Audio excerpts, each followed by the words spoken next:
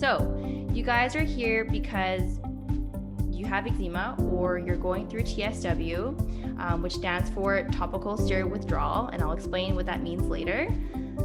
You're also here because you are thinking or wanting to heal your skin naturally, but you have no idea where to start, or you feel lost or confused. And you're probably here because you're curious on how you can heal your skin through diet and supplements, and we're going to talk all about that today.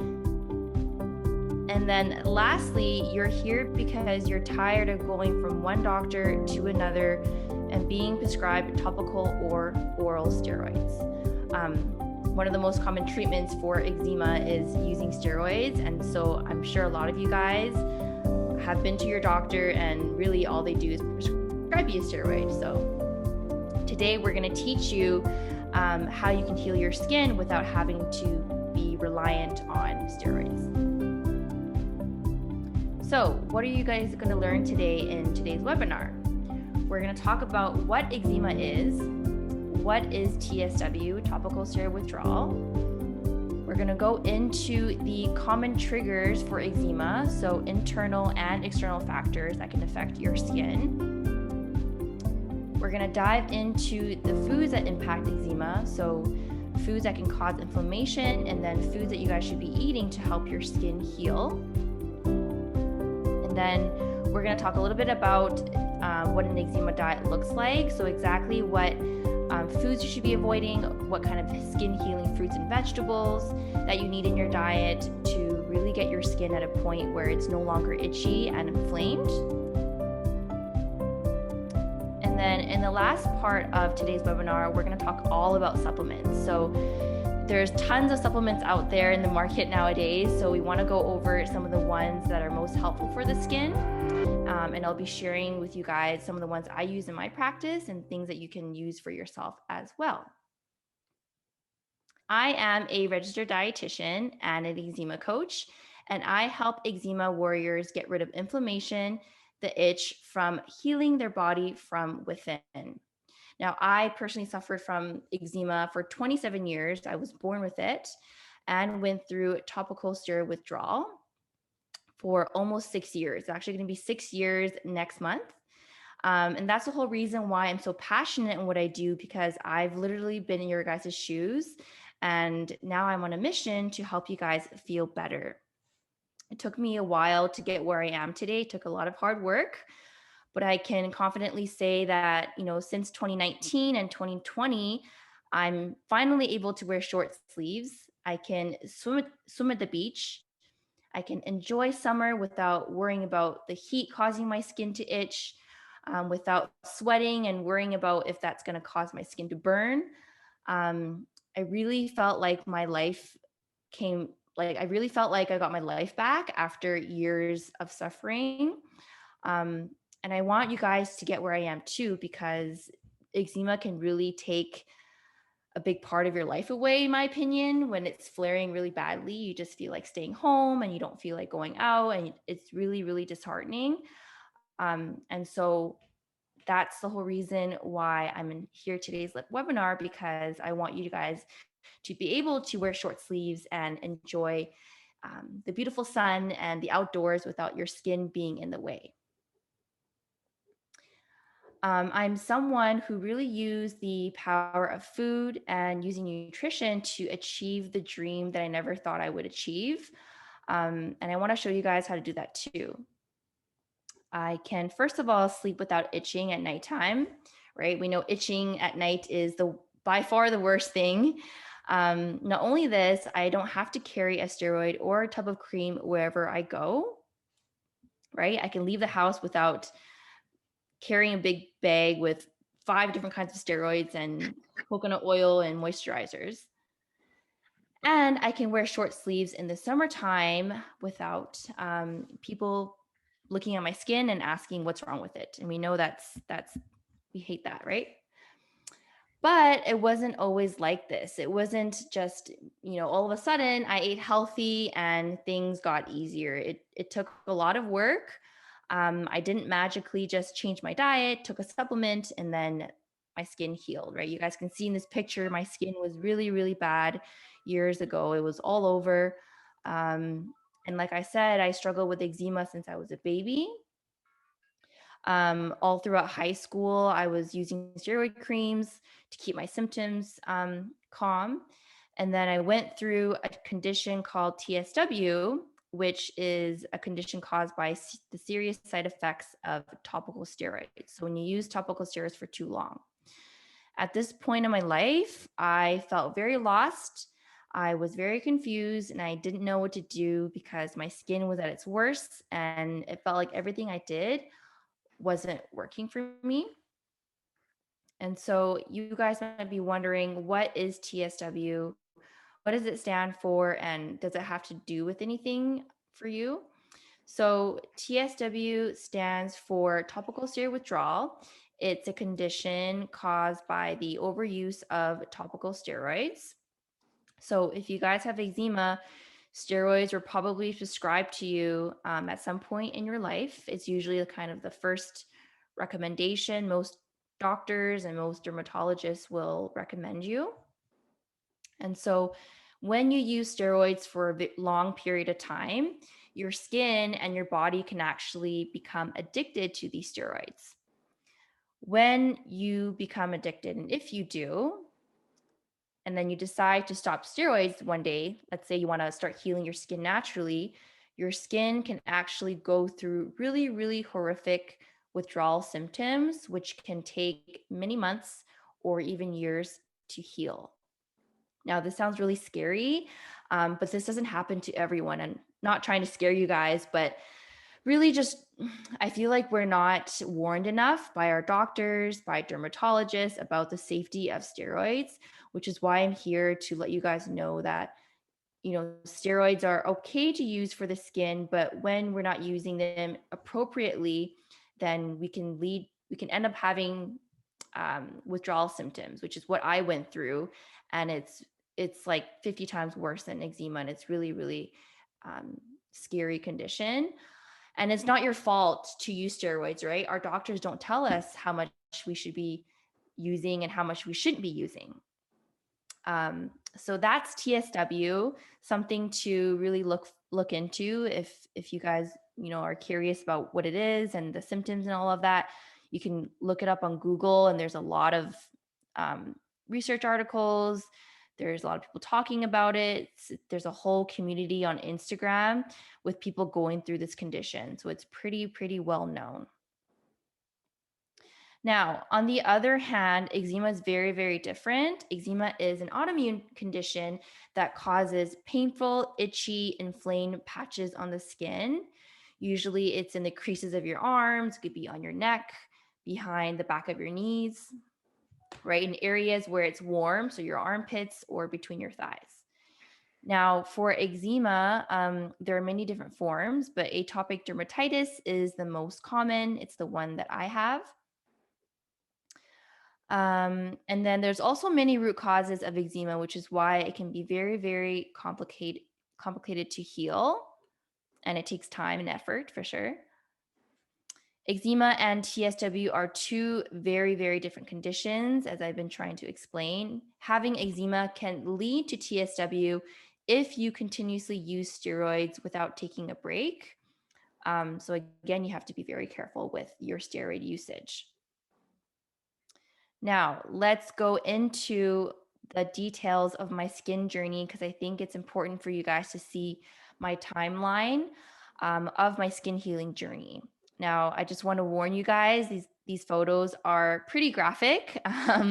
So just to give you guys a warning of that. So in 2015, a lot was taken from me because my skin, as you can see, I went through TSW, so my skin was oozing, it was flaking. I couldn't leave my house because I was in pain from my skin. I was in the middle of studying to become a dietitian, actually, and I actually had to defer my entire internship because I just couldn't move. It was really, really scary. My skin really got in the way of life, school, relationships, friendships, even, right? Not being able to leave the house really takes away from the social aspect of things. And so then in 2017, things got a little bit better, but it wasn't 100%. I was trying to focus on my health, but when going back to school and school being very stressful at the time, it can affect my skin, and that's what happened. Um, and then it took me a while to heal, right? Like even in 2020, I was still flaring a little bit. You can see I still have the red sleeves. So you can see the redness here is what is very common symptom of TSW. All of these actually, we've got the flaking and then the red sleeves. And so this is to show you guys kind of my timeline over the past 5 years, why it took so long to heal for me. Well, first of all, I had eczema for so long. And the second thing is I used steroids a lot when I was growing up, over 10 years of steroids. So this is to show you guys what can happen if you use steroids for too long. Now, I'm not saying this as a doctor, like I can't diagnose TSW and there is no formal diagnosis for TSW. This is just my journey and my experience from going through this condition and going through skin issues with eczema. So the reason why I wanted to show you guys my journey is because as you guys know, I'm very passionate about helping eczema warriors stop feeling frustrated and lost and start taking the right steps towards healing their skin without the same pain, struggle, and hassle I went through. I had to figure all of this out on my own. And I really, really wish at that time someone told me what to do. But there just wasn't that much to be known back then. So I really had to struggle through it by myself, which is why I'm here to help you guys.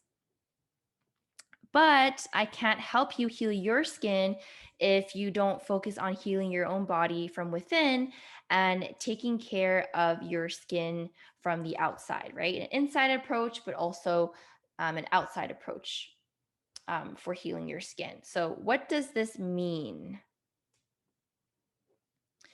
So there are several triggers for eczema, and I'm sure some of you guys maybe have noticed this in your own life that certain foods trigger you or certain things on the outside, like on the environment, can make your skin itchy.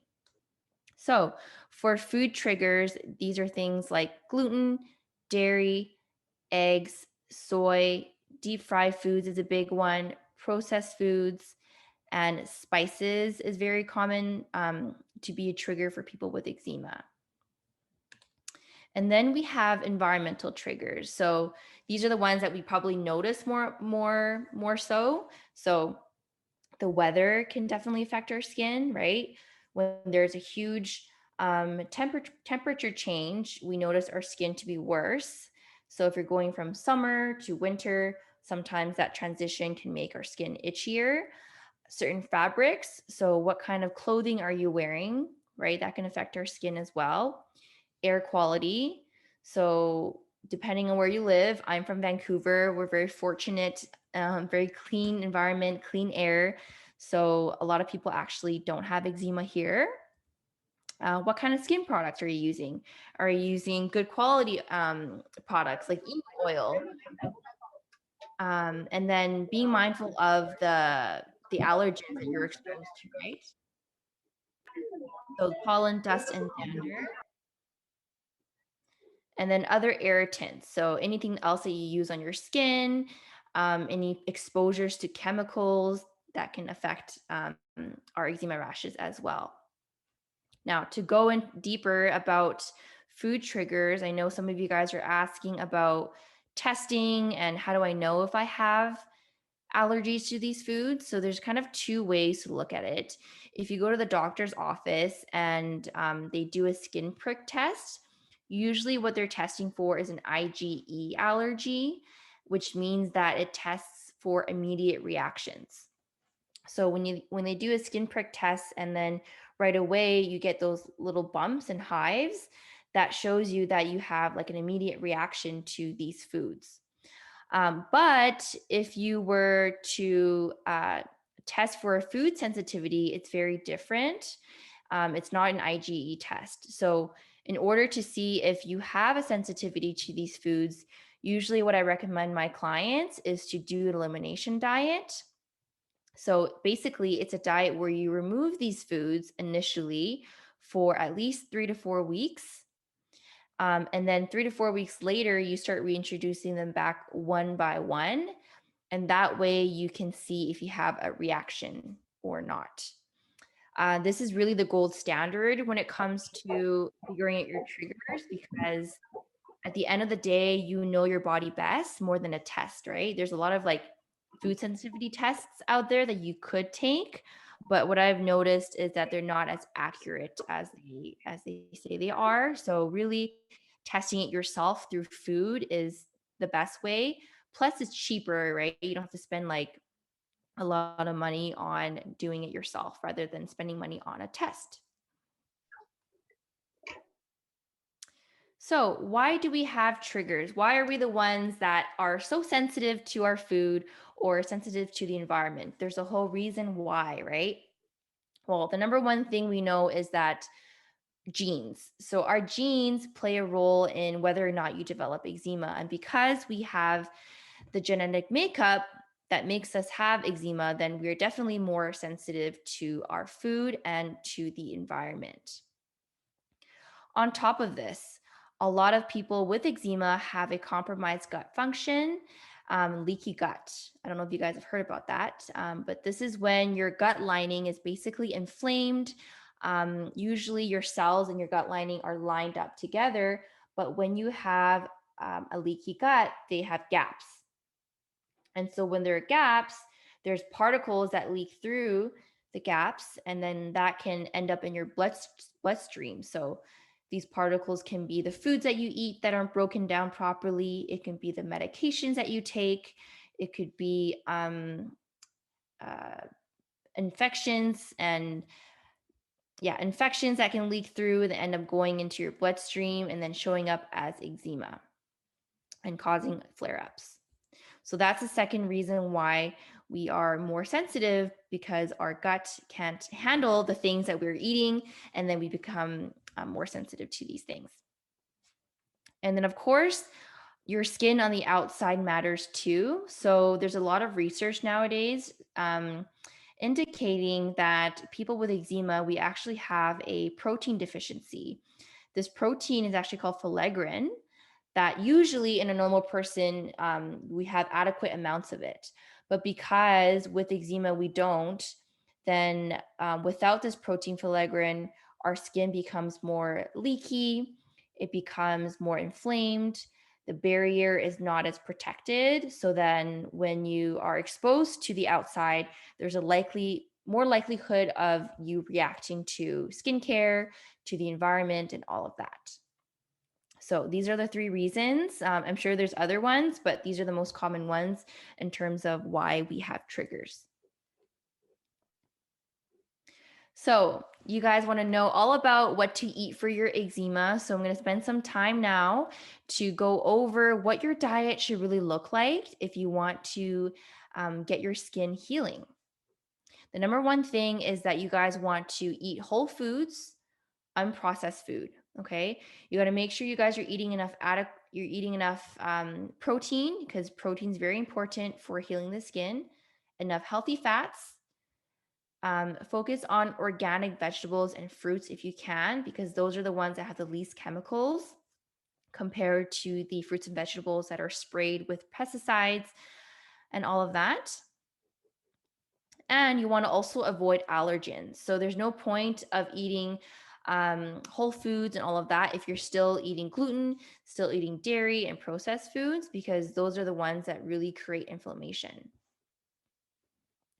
And then you also want to include skin healing foods regularly. So healthy fats, like I mentioned, but you can get that from omega-3 fish. So salmon is great, mackerel, herring, cod. Those are some examples of freshwater fish. Include cruciferous vegetables. So these are like broccoli, cauliflower, cabbage, and then beets are great as well.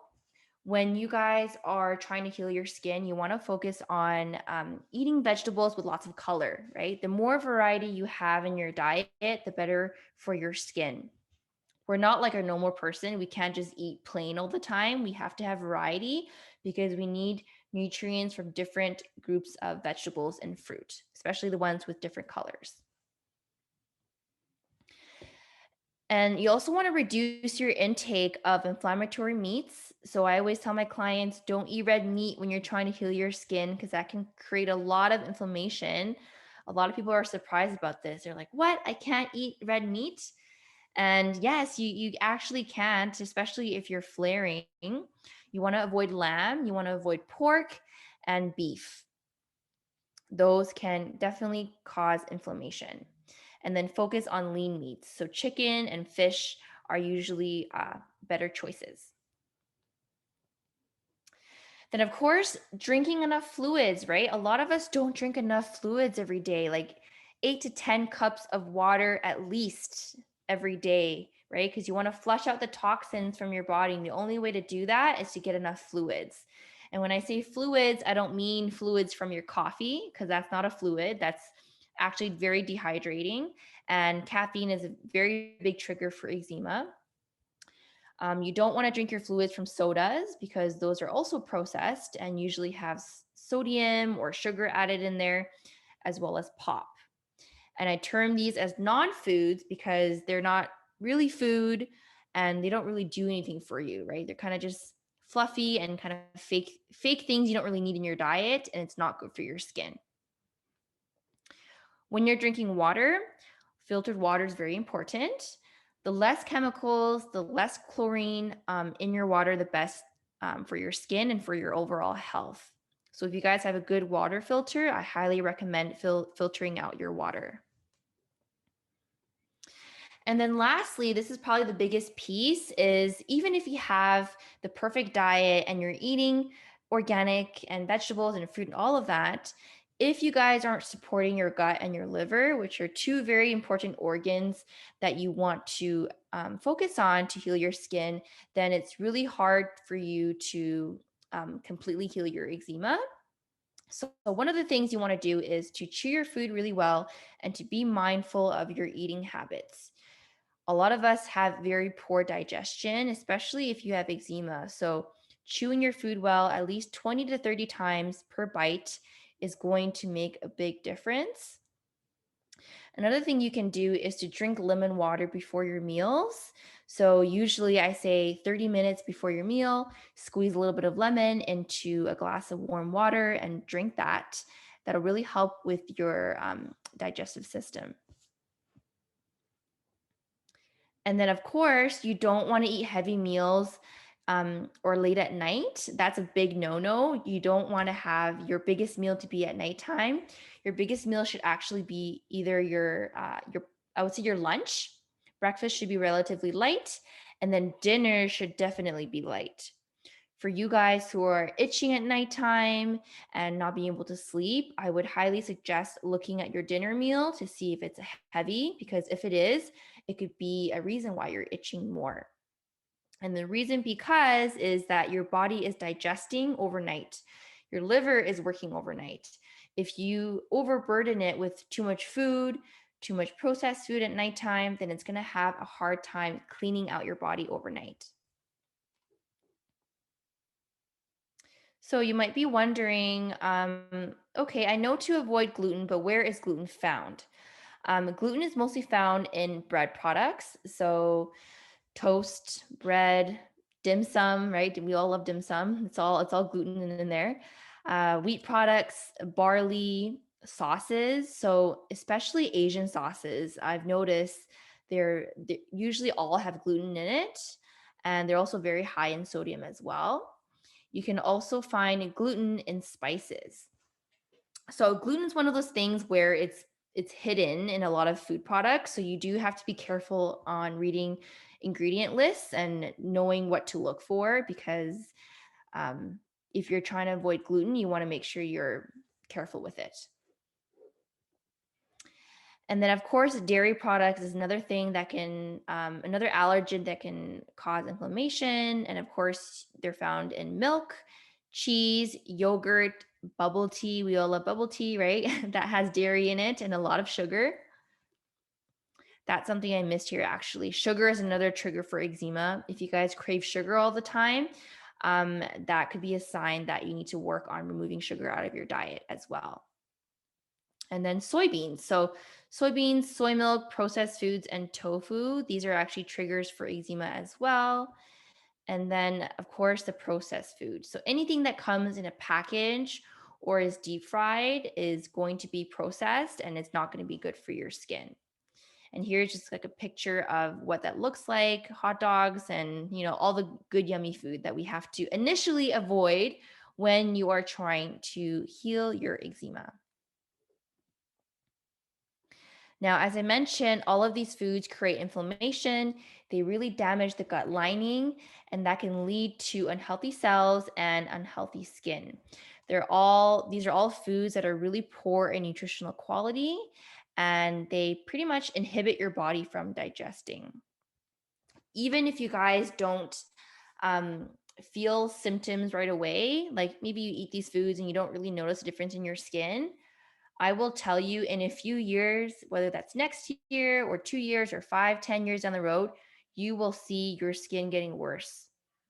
Because if you continuously put these things in your body, it eventually is going to overflow, right? Think of your body as a bucket. If you're putting in gluten and dairy and junk food, over time, that bucket's going to slowly overflow, right? And then when it overflows, then that's when your eczema is going to get worse and worse and worse. And then at that time, it's going to be harder and harder for you to reverse it.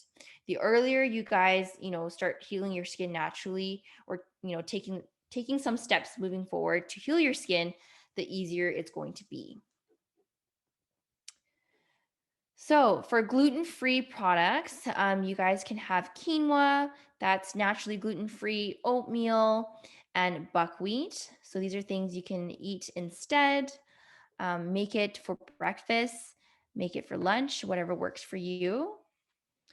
Non-dairy products include hemp milk, almond milk, and rice milk. You can use that instead of using regular cow's milk, given that you don't have allergies to nuts and seeds. And then healthy fats. So the oils that we use for cooking are very commonly triggers for eczema as well because they're processed. So the canola oil, soybean oil, safflower oil, those are highly processed with chemicals.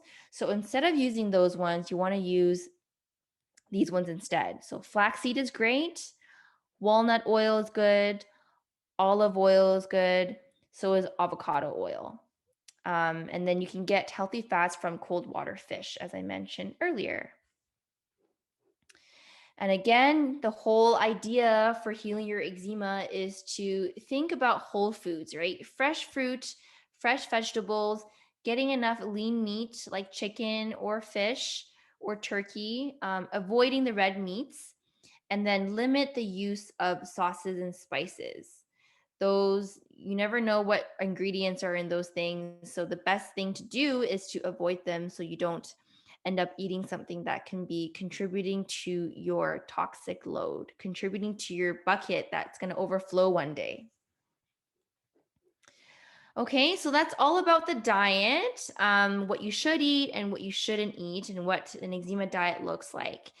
Now, the truth is, a diet alone will unfortunately not reverse eczema in some people. Some people have more severe symptoms, and the diet is just not enough. Because eczema can be a symptom of an underlying issue. As I mentioned, a leaky gut is a very common underlying issue. Other underlying root causes include poor digestion, imbalanced microbiome, candida overgrowth, stress. How many of you guys are stressed right now with COVID, with your work, relationships, all of that? It's a huge, huge, huge trigger for eczema. And then liver detox issues. Now, this list isn't the whole list. It's actually more different kinds of root causes for eczema, but these are probably the most common. Having a poor digestion, not having the proper gut bacteria living inside you, right? You're going to have balanced gut bacteria versus the bad gut bacteria that a lot of people have. And then candida overgrowth is when you have too much fungal overgrowth that can be in your gut, but it can also show up on your skin as well. And then, like I said, stress and liver detox issues. So let's chat about different supplements to take for eczema. I know a lot of you guys have questions about what to take and what works and what doesn't work. This is a list that I created that I typically use in my practice. If you guys plan to take any of these supplements, please make sure that you check with your practitioner before starting any of these. So the digestive enzymes is something I commonly use. If you have poor digestion, meaning you're bloated all the time, you're constipated, you're often gassy, you feel full very easily, taking a digestive enzyme with your meals can be very helpful for that, to break down food and alleviate those symptoms of indigestion. A lot of my clients have found relief from taking digestive enzymes. Plus, when you have eczema, you want to be able to absorb the nutrients that you eat from food. And you won't be able to absorb those nutrients if you don't have enzymes to break down the food properly. Then there's probiotics. So, with our stressful lifestyles, with our poor diets, our gut bacteria is often imbalanced. So you want to repopulate your gut bacteria by taking probiotics. So choosing a high quality probiotic is very important, and taking that regularly when you're trying to heal your skin. And of course, we can't forget about the healthy fats. Sometimes eating a diet with healthy fats is not enough, especially with eczema. We're often deficient in essential fatty acids. So you do want to try and get it through supplements. So Grace and Ben have a line of emu oil supplements. So very good source of omega-3s, something to consider taking for your skin. There's also other sources of healthy fats you can get in a supplement. Fish oil, evening primrose oil. You can take hemp seed oil. Those are really good for the skin as well. And then fiber supplements. So constipation is something I see pretty common in people with eczema, because your gut is related to your skin, right? So to address constipation, fiber supplements can help. So if you're noticing that your diet is very lacking in vegetables and fruit, you do want to try and, of course, increase your vegetable intake, but also look into fiber supplements because that might help with your constipation as well. Antioxidants is very commonly used in my practice. So coenzyme Q10 and vitamin E, very good and very healing for the skin. Our bodies are always under oxidative stress. And so taking an antioxidant can help with combating free radicals that are built up in our body and help with repairing our cells. Magnesium, very common. Deficiency is very common. It helps with stress. So something I like to take at nighttime before I go to bed. Comes in a powder form. You can take it as a capsule, whatever works for you. And then ashwagandha. This is an herb that I highly recommend for people who have higher levels of stress that can cause your eczema to flare up. Then you can take an ashwagandha at nighttime or even in the daytime. Glycine. So glycine is one of my favorite supplements because it helps with itching, right? I know a lot of you guys struggle with itching, and so glycine has been shown to really help with that. The glycine that you take, usually either in a powder or a supplement form, doesn't really matter which way you take it, but if you take it at nighttime, it can help with promoting sleep, can help with really relieving the itch that you guys experience when you're sleeping. And then also with quercetin and nettles, right? Quercetin and nettles are both natural antihistamines and is really, really good for itching as well. You can take this as a supplement form, but you can also drink nettle tea. I don't know if you guys heard about nettle tea, but it's an herb.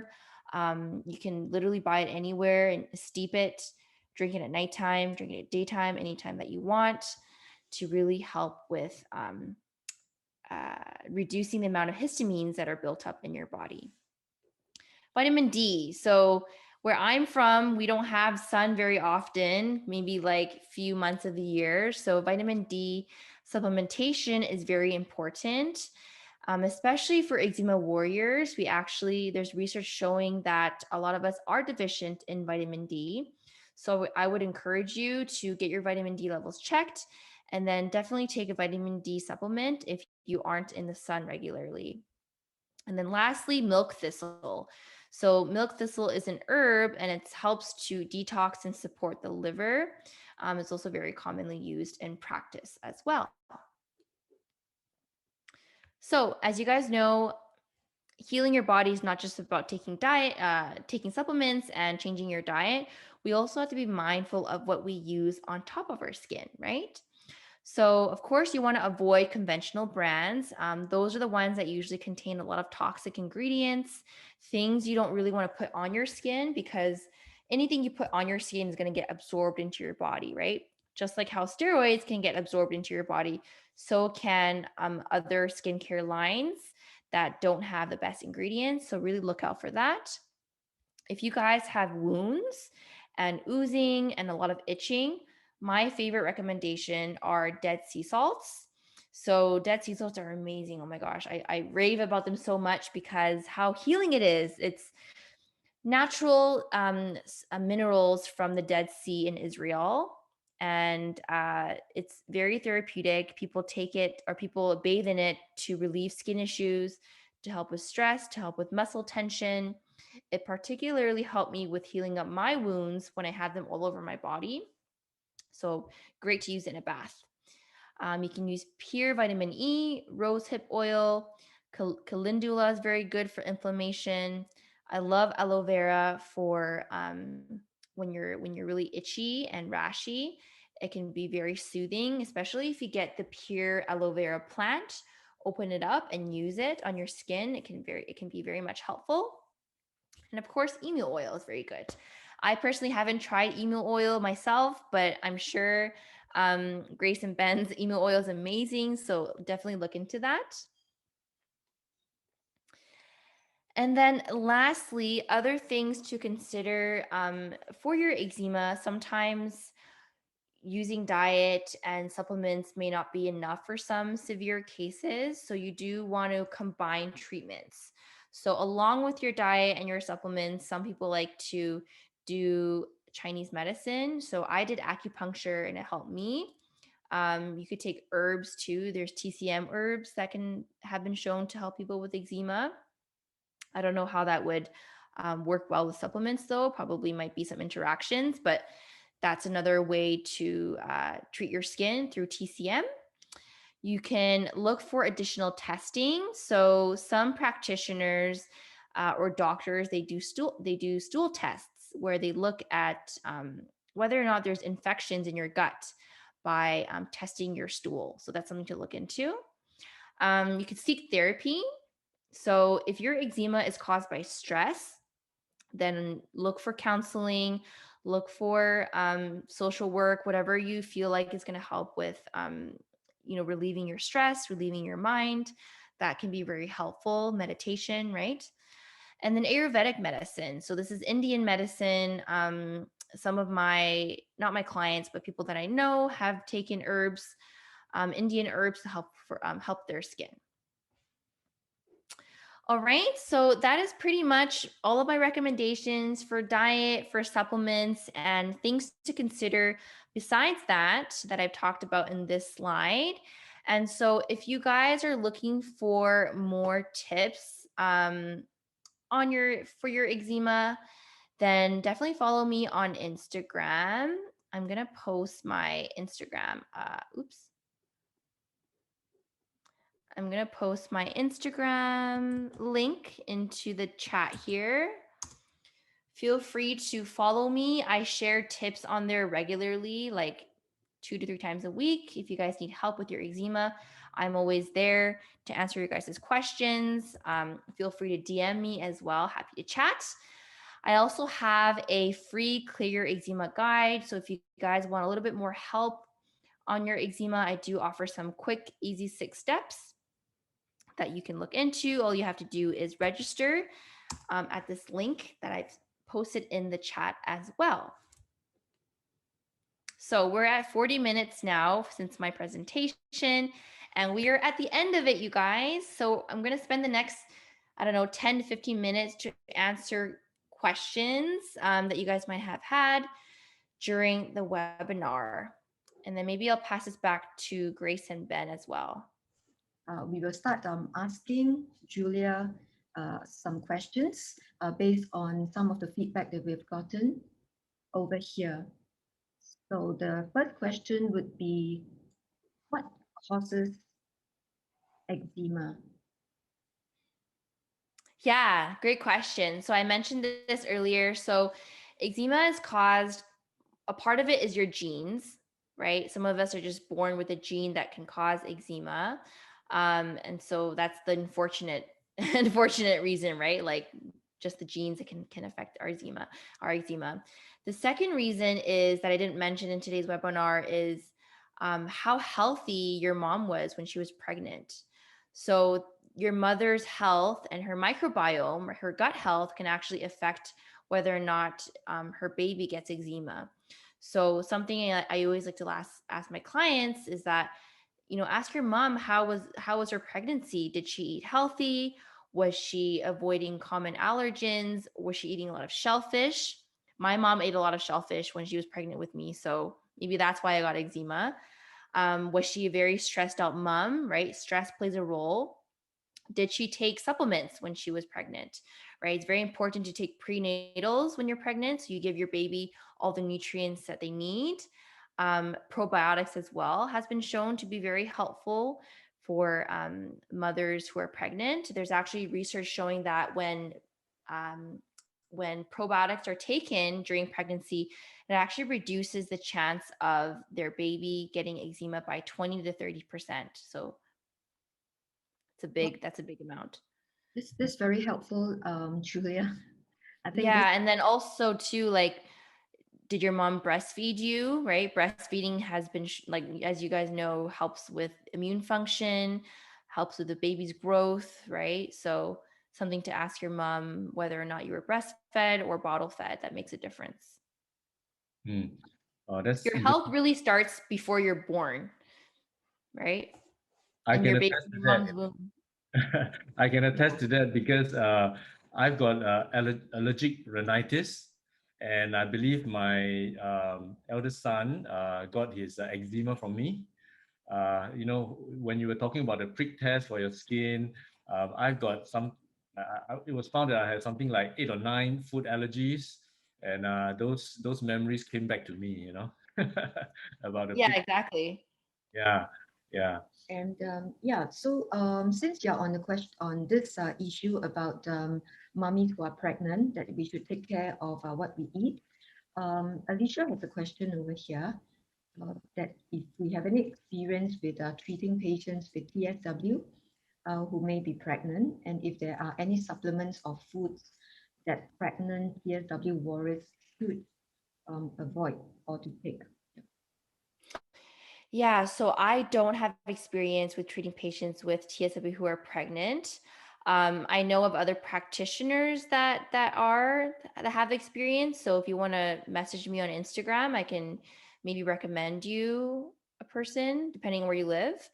In terms of avoiding or supplements and foods when you're pregnant, that's something you want to be careful of when you're pregnant, because you don't really want to be restricting and avoiding too many foods, because your body actually needs like double the amount of nutrients when you're pregnant. So definitely like work with someone that's experienced with that, or even a doctor, right? Because the last thing you want is to avoid these foods, which may help your skin, but then your baby's not going to get the nutrients that it needs.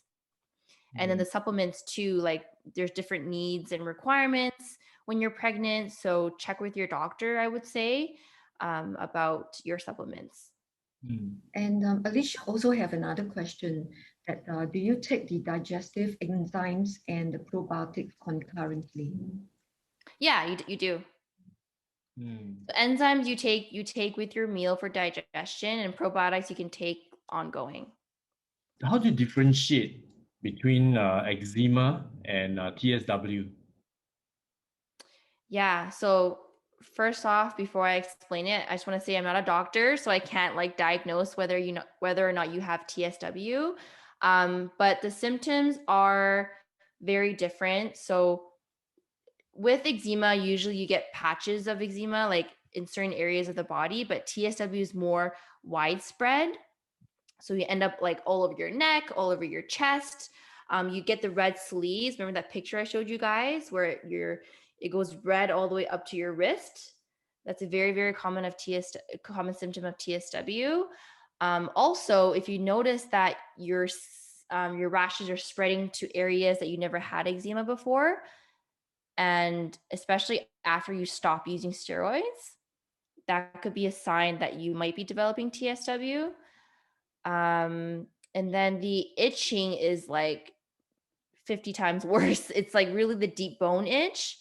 You ooze with TSW in some people.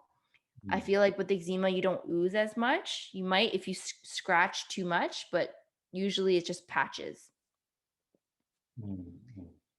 Yeah. And it kind of, is it true also to say that it may not be using steroid over a long period of time? Is it possible that young children may also experience TSW? Yeah, so there's a really good definition on, I don't know if you guys heard about itsan.org. It's a website. I'm going to type it in here for you guys that talks all about TSW and the symptoms. I would encourage you to look there if you're worried about it. But I remember one of the definitions saying that you could literally be someone that is applying steroids on someone else and you don't wash your hands afterwards. You can develop TSW from that. Okay. So Yeah, thanks for the information. And the question that someone has here is that does rooibos tea, I believe this is from South Africa, does it help with eczema? I mean, it's an herbal tea. I don't think it would help you heal, but it's definitely safe for you to drink it if you have eczema. Okay. Yeah. Julia, can you help us put in layman terms what do you mean by autoimmune conditions? Yeah, so autoimmune disease means that your body is basically hypersensitive, your immune system is overactive, and so it ends up attacking your own cells. So with eczema, your immune system is attacking your skin cells, attacking your skin, right? Think about people who have hypothyroidism, right? When they have a low thyroid function, their body is attacking their thyroid. Same thing with eczema, attacking the skin. Another question that came was that people wants to know what are toxic ingredients, what are the toxic ingredients in the topical applications?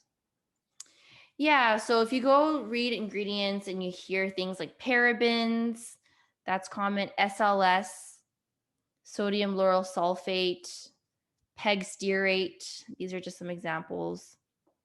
I'm trying to think of what else.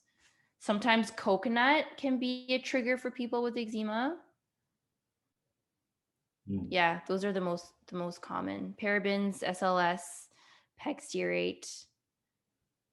If you guys go on ewg.org, there's a website that you can actually type in the product you use and it'll rate it for you on how clean or how toxic it is. Yeah, I think I have a very interesting question over here from JD. Not Yeah, sure I see that. if it's relevant, but would you recommend eczema warriors to take the vaccine for COVID? Will it aggravate the existing conditions? Yeah, I like that question. So I don't have experience with this. I don't know anyone that got the vaccine and flared up. However, this might be a coincidence, but I went to see my acupuncturist the other day and she told me that she had a client or a patient who had eczema, cured it, and then she got the vaccine, then her eczema came back. I don't know if it was her being a nurse and she was very stressed out during COVID and then her eczema came back. Was it a coincidence? I don't know, but she just noticed that it came back when she got the vaccine. Hmm. I don't know, but it was just one Great case though. question.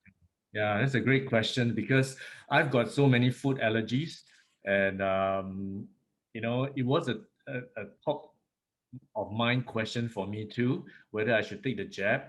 I suppose we have to weigh the pros and cons, the benefit versus the disadvantages, JD. And personally, as I said earlier on, I had the prick test. I had 39 jabs on my sleeve on at one go for all the food groups that I used to take.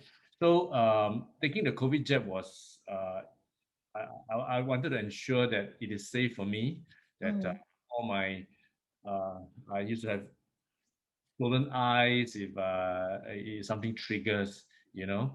So, but I suppose in Singapore it's pretty safe. They will let you rest in the area, kind of cool off area for 30 minutes to observe you after you have taken the jab.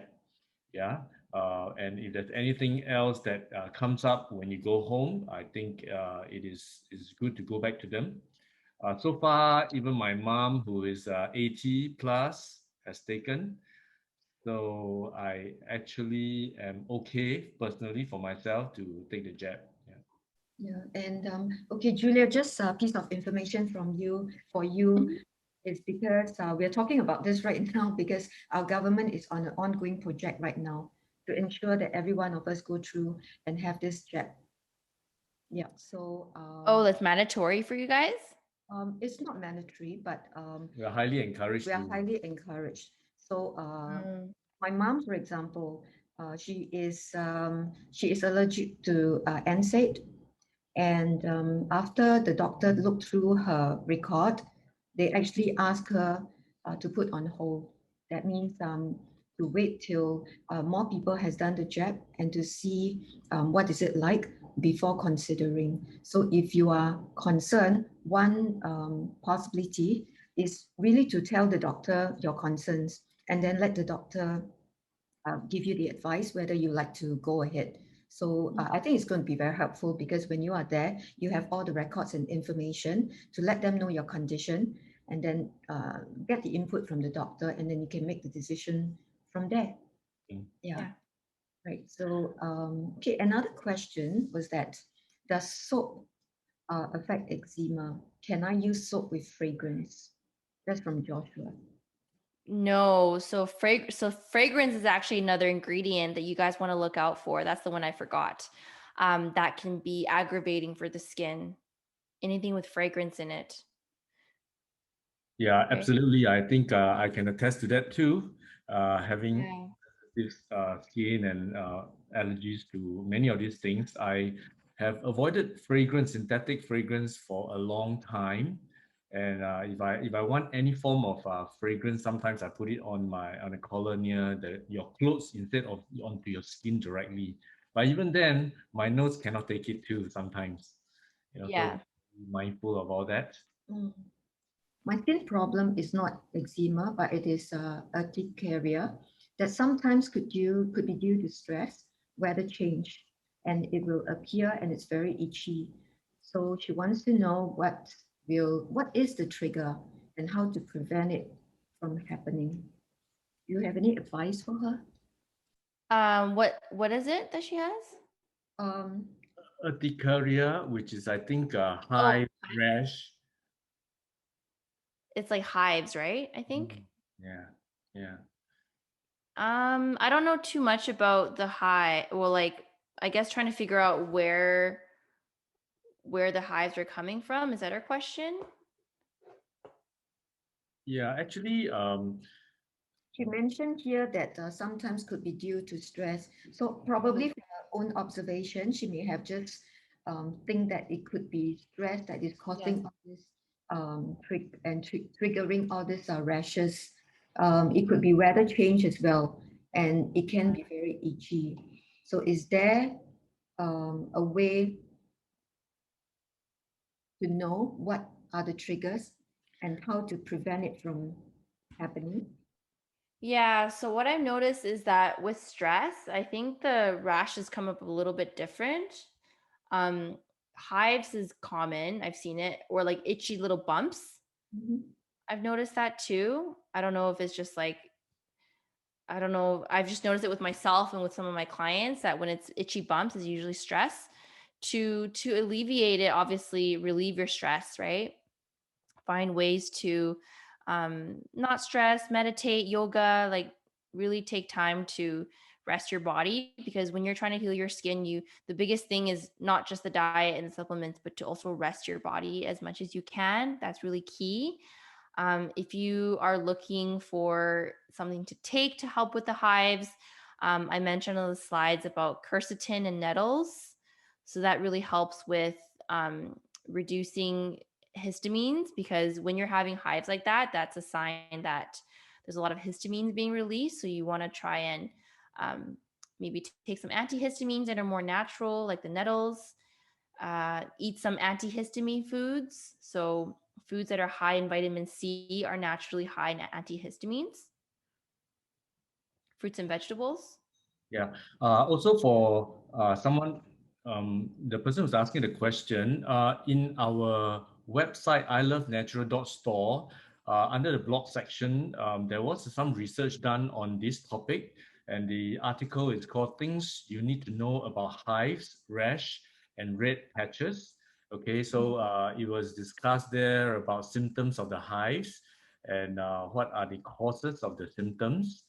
Okay, in short, food triggers, peanuts, eggs, shellfish, some spices, even some medication or vitamins, then additives, even vibrations. Interestingly, you have a scientific name for it.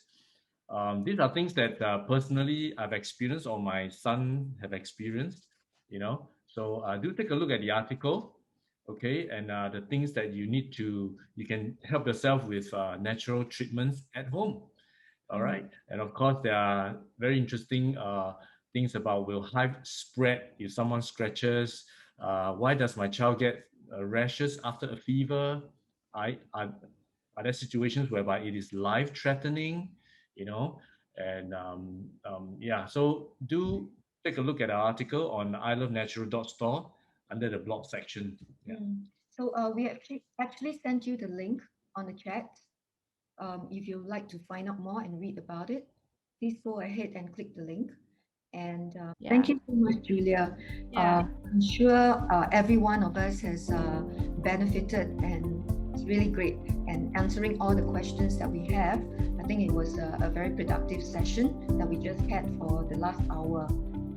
Julia, thank you so much for being here with us once again. And yeah, thank you for having me. Perhaps we could arrange for a second session depending on the incoming feedback that we have will be receiving. And Julia, have a good rest. It's night time.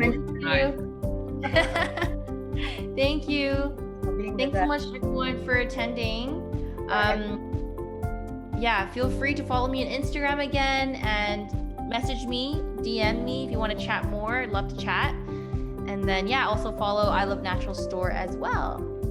Thank you. Right. Thank you. Have a good weekend. Yeah, wishing you all the best to your new business. Oh, thank you. Right, take care and stay safe. Okay, have a good one, you guys. Bye. Bye.